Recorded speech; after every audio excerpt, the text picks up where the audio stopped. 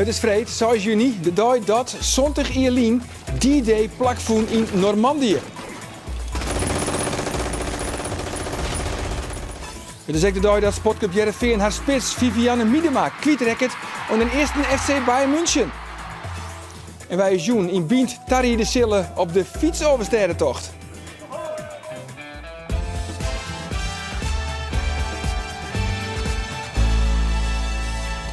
Goejoen, dit is Bient, het Duistig magazine bij Omroep Friesland. We hadden de hele week al reportages over de Special Olympics. En Joert dan het laatste deal.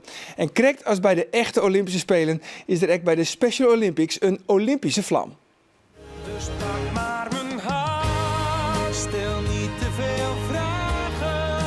Je kunt niet als enige de wereld dragen.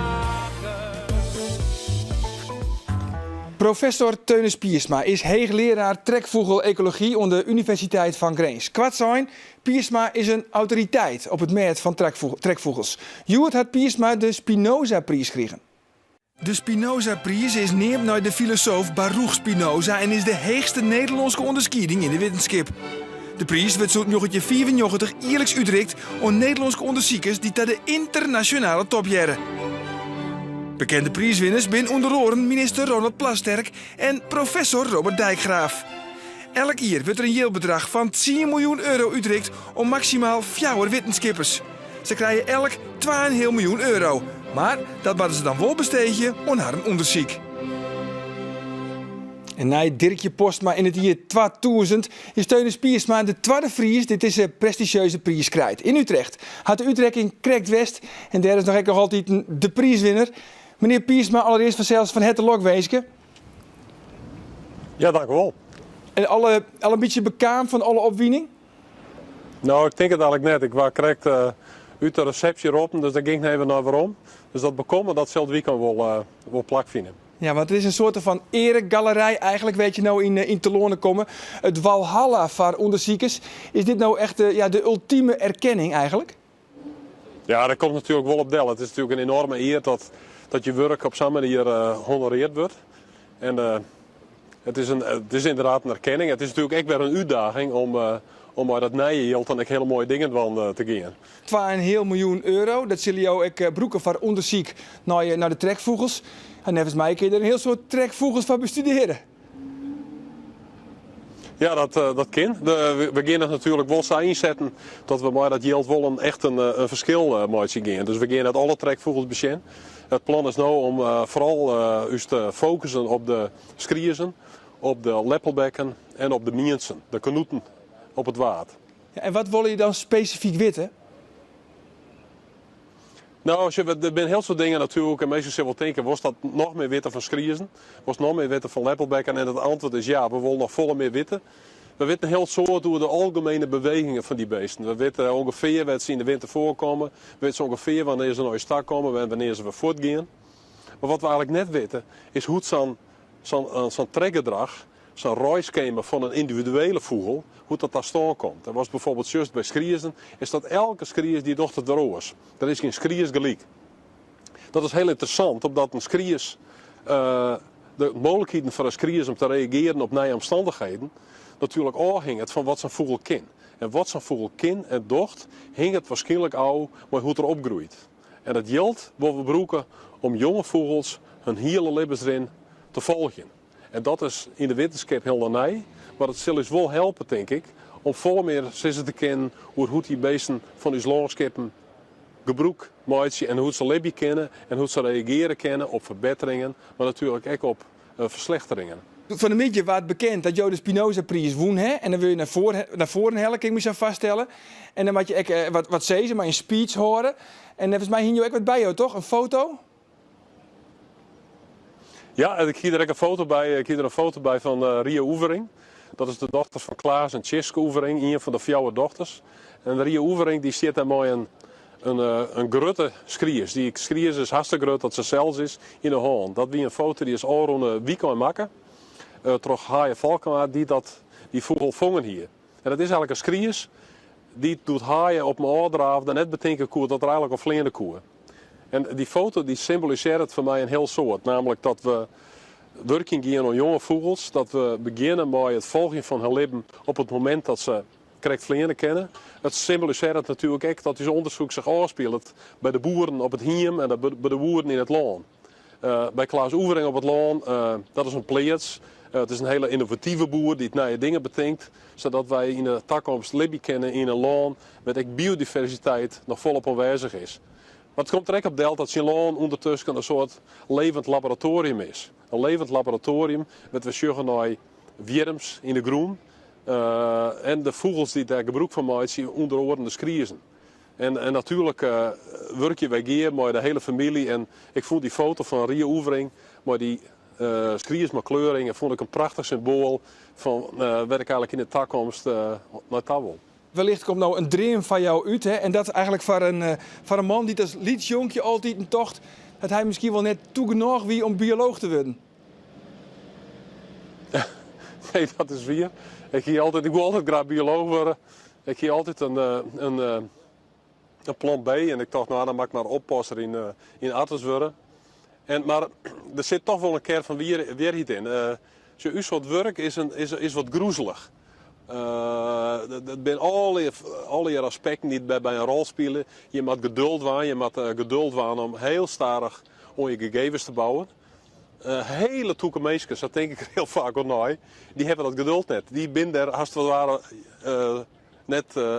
het ware te toek voor om daar het geduld voor op te brengen. Ik heb het goede niveau van domheid, zeg maar, ook dat ze formuleren maar, om juist dit soort werk te doen. Tegelijkertijd mag erbij is het dat je natuurlijk het succes van zo'n onderneming hing het al om het werven en het mooie wel laten kennen van enorme toekomstmensen. Ik heb ook heel exact denkende mensen in mijn groep. En daarnaast heb je natuurlijk mensen nodig die juist het veldwerk weer dat in de puntjes van hun vingers beheersen. Dus je hebt eigenlijk een combinatie van heel soort verschillende mensen nodig om zij iets aan goed uit te brengen. Oké, Piersma, tierentank van jouw reactie. Gauw het yield in de kofferbak en dan weer naar Friesland thuis, zou ik zeggen. Ja, dank u wel. En bedankt voor je belangstelling. Ja, en in nieuws radioprogramma Bureau de Vries op Snijn ek omtinken van Teunis Piersma. Het is al nog een weekend en dan gaan de Olympische Spelen van verstandelijke handicapten los op het Jereveen. En krijgt dus bij de echte Olympische Spelen is direct bij deze Spelen een vlam. Deelnemer Hero Hoekstra roemde vlam troch Friesland naar het Abelense stadion. En hij was begeleid door 2 politiemeisken die het mooie Special Olympics evenementen hoe de hele verhoord de atleten begeleiden.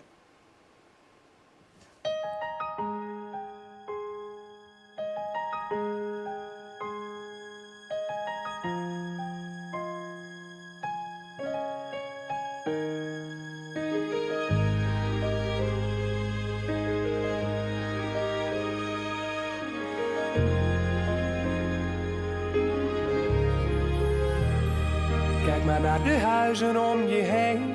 Ze zouden nooit gebouwd zijn zonder steen. En zitten er geen vleugels aan een vogel, vliegt het toch nooit ergens heen. Ook al krijg je nog zoveel kansen, er gaat er altijd eentje mis. En doordat je mijn gezang kunt horen, weet je ook wat stilte is. Want het een Kan niet zonder het ander. Pak maar mijn hand. Stel niet te veel vragen. Je kunt niet als enige de wereld dragen. Pak nou maar mijn hand. Laat mij de weg wijzen. Het is geen probleem als je keer op keer jezelf wil bewijzen. Maar je kunt het niet alleen. Als je weer een wedstrijd hebt verloren en je voelt je niet zo fijn, weet dan dat je extra goed moet zaaien. Wil de oogst wat beter zijn. Maar je vindt de hulp zo overbodig, want je weet het zelf zo goed. Toch heb je je naaste mensen nodig, die vertellen hoe het moet. Want het een Kan niet zonder het ander. Dus pak maar mijn hand. Stel niet te veel vragen. Je kunt niet als enige de wereld dragen. Pak nou maar mijn hand. Laat mij de weg wijzen.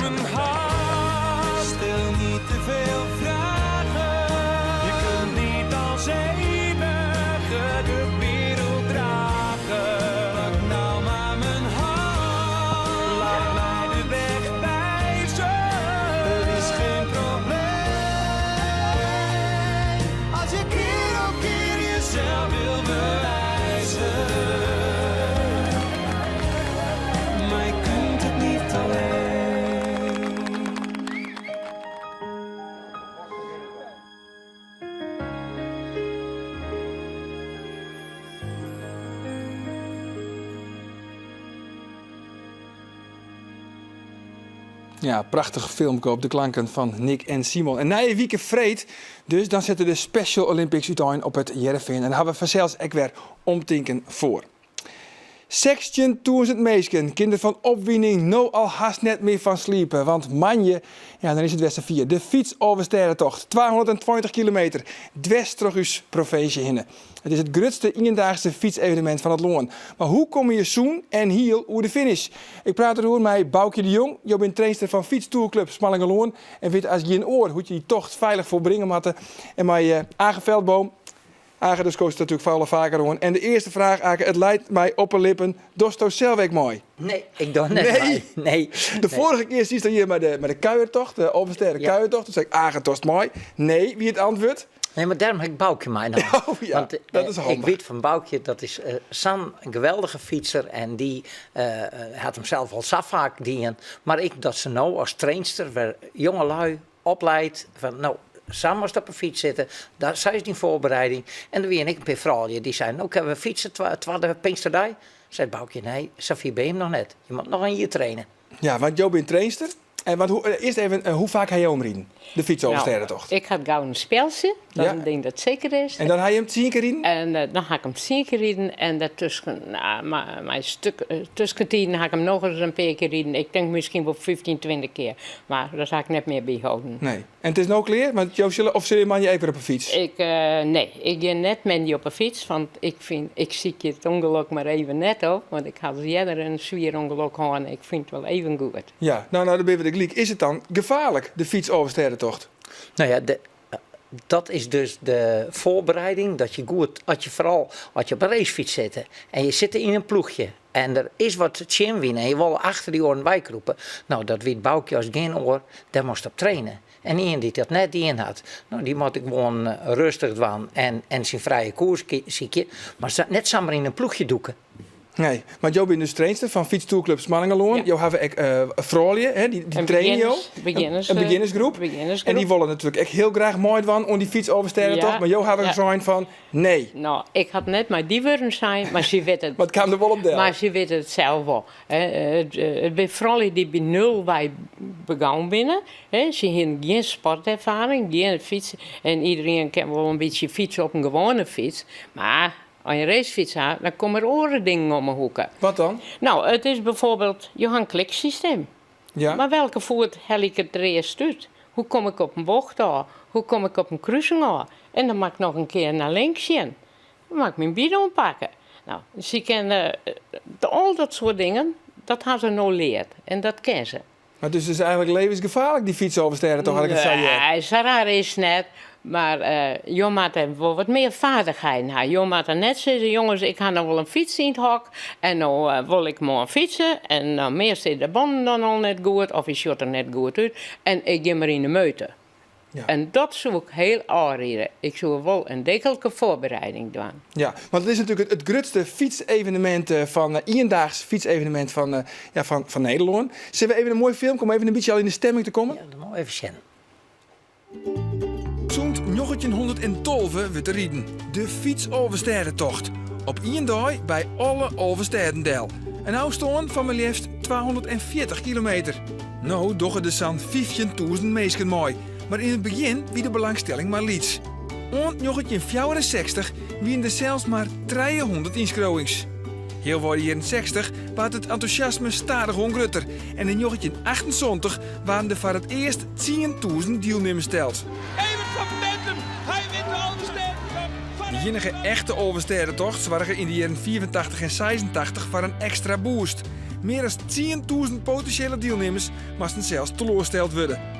Gewoon deelnemers lieten de fiets Oversterrentocht neer voorbij gaan. Ontemooi 2013 hebben 20 enthousiastelingen de tocht al 50 keer of zelfs nog vaker dienen. En de koprenner, dat is de heer Reitsma uit Stienjes. Achter Stiennamen staat 60 tochten. 60 keer, ja, dat is wel een mooi moment om te zeggen van, let het nou verder maar. De deelnemers starten in Bolzert in 23 groepen van rond 600 fietsers. En de eerste groep die begint maas om 4 uur. Vanuit Bolzert gaan ze eerst naar het noorden, naar Haas, Frenscher, Dokkum en Ljouwert en dan waarom naar Bolzert. En dan volgen de zuidelijke route, hoe Snits, Driels, Sleert, Starem, Hielpen en Warkum. En om 12 uur vannacht hebben de deelnemers de gelegenheid om haar in Bolzert op de finish te melden. Als je de Oversteden toch net alleen nog fietsen, maar ook rijden en rennen, dan kun je het Oversteden brevet krijgen. Zo'n 1400 sportievelingen hebben dat document in een hoes. De Overstedentocht, het bloot een apart fenomeen. Je kunt hem rijden, fietsen en rennen, maar vanzelfs ook nog steppen, motorrijden, kanoën, stand-up pedaleren, zinnenboord varen, klunen, zielen of uitzitten in een oldtimer. Ja jongens, de Overstedentocht, als je zo'n filmpje zag, begint het dan ook weer een beetje te kriebelen. Ja, geweldig. Ja, dat heb ik zelf ook wel een beetje. Nee, maar het is zo'n mooie route. Dat hele landschap van Friesland. En het maakt het natuurlijk als je het op Redensdag of op een fiets of maar de boord. Het bloed, een prachtige route. Ja. Maar we zitten hier nou voor de fietsoverstedentocht. En dan liep het krijg wat Boukje had, de bidon mijn naam en de helm. Al je spullen lees je hier aan tafel. Ja, maar dat het echt voor racefietsers is. Maar ik waardeer geweldig mensen die gewoon op een oude herenfiets in alle rust op een weduwefiets.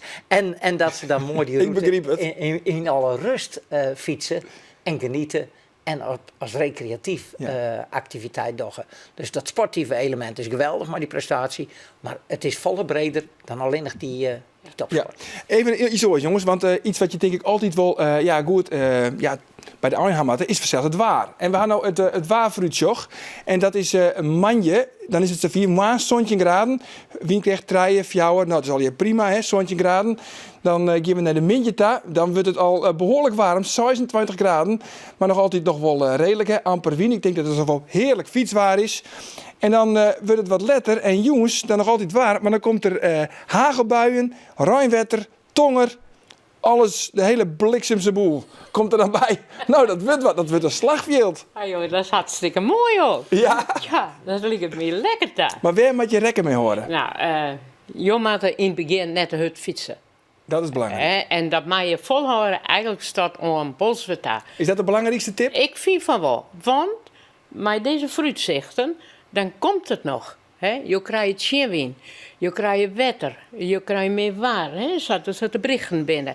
Dan mag je nog wat reserves hebben. Haal je die reserves op, ja, dan komt het op een kop verkeerd. Ja. En dan mag je het reaclief nog horen. Hè?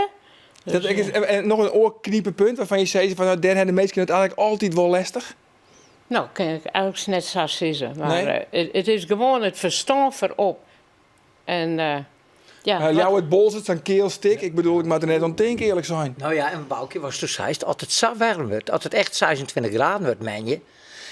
En je gaat een heeg tempo, of misschien wel een te heeg tempo, nou dan is die bidon samen leeg. Ja, want je moet, dat is denk ik heel belangrijk about. Ja, Genoeg wetter. Drinken, ja. Nou, ik wil ook nog wel even wat toe zeggen. In de eerste plaats, je moet al je net dure drankjes keepje die je oorzicht net hebben. Je moet heel dicht bij jezelf blijven. Waar je altijd een dag, maar je nou ik doen. Ik ga nog even, dat is met eten, doch het waar je van toch doch eet dat nou ik. Ja, ja. En Want je leidt bijvoorbeeld een banaan en een stroopwafel. En wat ben dat? Ben dat dropjes gewoon? Nou, ik zal er eerst nog even hoe die dingen staan. Ja. Want dat vind ik heel belangrijk. Om een uren mag je een bidon opdrinken. Een hele bidon? Een hele bidon. En ik had vanmiddag uitproberen. En ik ging hem al voor de tijd op. En dat weer je een beetje benauwd. Ik dacht, verdorie, het is vol weer. Ja. Dus. En, Een bidon. Om het oren een bidon wetter. En om het oren een stroopwafel? Stroopwafel is altijd handig. Je kunt in twaan doen, je doet het achter in je boesje. En dan ga je, zwierigheid. Schroot dit op, hè, meestal thuis. Ja. De tips van Boukje. En dan, dat weet ze alle keer, Ik ga ze preunen. al lekker, hè? Ja. Dan ga je de dropjes. Maar En zout. de dropjes, Zout erop. daar zit zout in. Is dat goed? En dat, je zwit nou. En je zwit ik behoorlijk op zijn dij met 26 graden. Maar een poeder Engelse drop is net goed. Nou, ik had net hoe een poeder. Je mag een peer in je boesje doen. En nou en dan even in. Oh, zo lekker. Zo nou en dan even in de molen doen. En dan komt het, want het geheim van het blauwe potje. Ja. Want je ziet in. Vaseline. Ja, Nou, het racefietsbroekje natuurlijk lekker, maar als het begint te schrijnen en Ja. te scheuren, Ja. dan is dit Dan ideaal zou ik spul. wat vet op een kont doen. Of het oervet is, of het is vaseline. Smaar er maar goed wat op. Vet op de Want kont. je traint nooit op 244 kilometer. Dat doe je net. Hè? Je maakt het nooit doen. En je doet 80 kilometer train je op. Je krijgt op 100.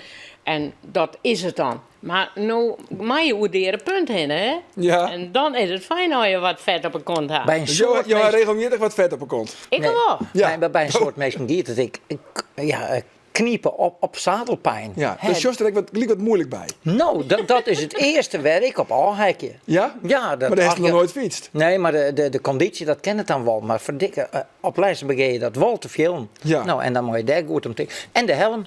Want Helm is natuurlijk, dat spreekt voor hè. zich. Maar moet je eigenlijk, dat is een hele oorlog, moet je eigenlijk een goede conditie hè, om deze tocht te fietsen? Nou, ik vind wel, want dan zo'n je nijbols wat in de moeilijkheden komen. En dat is om moeilijkheden ziek je. Je kunt er, als je het nou al je kleren hebt, dan vroor je er niks meer aan. Dan kun je maar niet één ding doen, je verstaanbroeken. Ja. Normaal zou je zeggen, nou joh, ik ben 6 weken vlien begonnen te trainen voor de Elfstedentocht. En nou, ik wil maar die snelle man, maar ik ga even naar de 30. En dan ben je uitblust. Ja. Dus Maar ja, een goede conditie, zei je al. Iemand die gewoon goed is en redelijk traint. Die moet hem volbrengen kunnen. Ja, maar dan net op het allerhutste. Dat is ik, want altijd hetzelfde tempo en vet op mijn kont.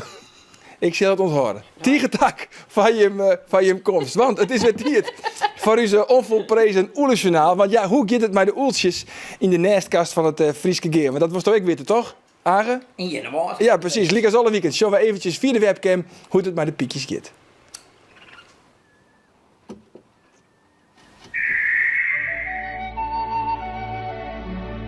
De oeltjes binnen de laatste 2 weken al mooi grut worden.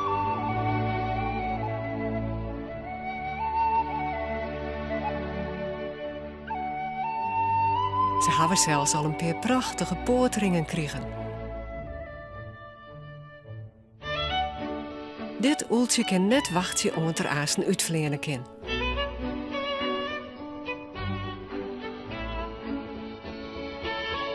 Bij het eten worden de pieken heel tijd brutaler.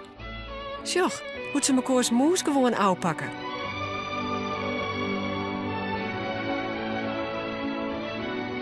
En dat uitvleien, dat komt heel tijd dichterbij.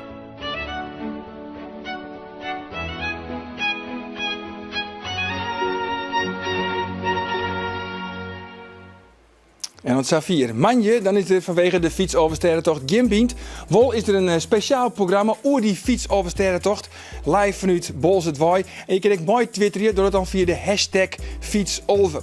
En Bient, die is er dan, wij zijn de tientje weer. Vanavond nog een hele gezellige joen en een goed weekend. Dag.